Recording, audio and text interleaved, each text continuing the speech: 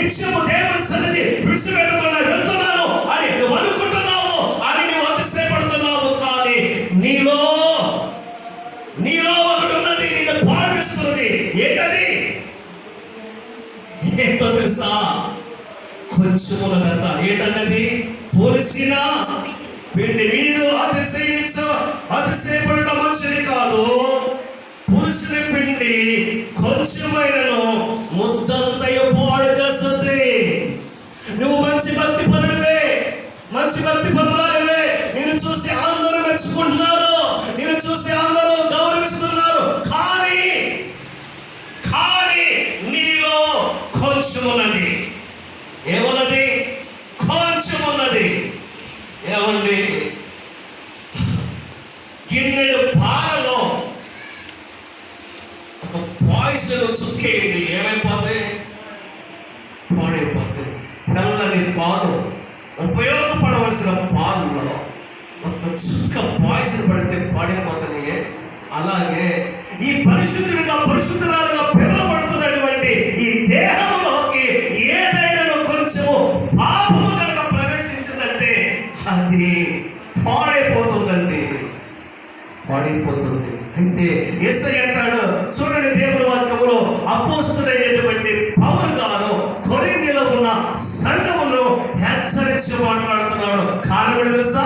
ఎవరు కూడా పాపం అనే ముసుగులో ఉండి, భక్తి అనే ముసుగులో ఉండి తమ జీవితాలను నాశనం చేసుకొని నిత్యము మండుతున్న అగ్ని గుండములోనికి పోకూడదని దేవుని యొక్క ఉద్దేశము. హల్లెలూయా.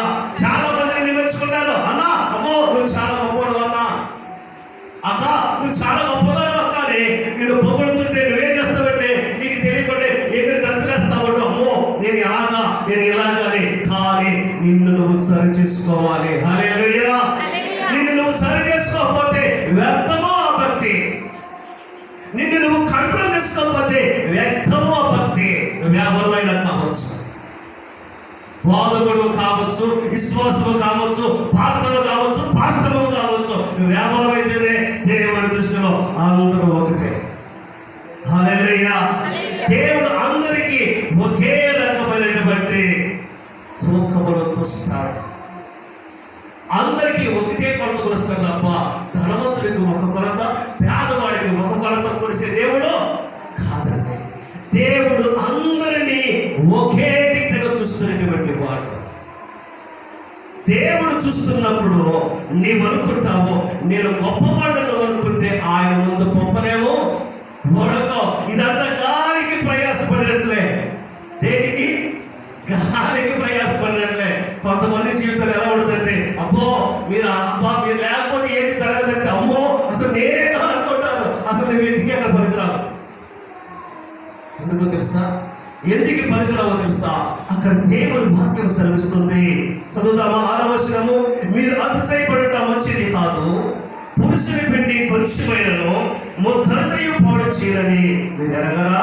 మీరు పులి పిండి లేని వారు కనుక. దేవునికి స్తోత్రమును. మనం ఎవరమంట?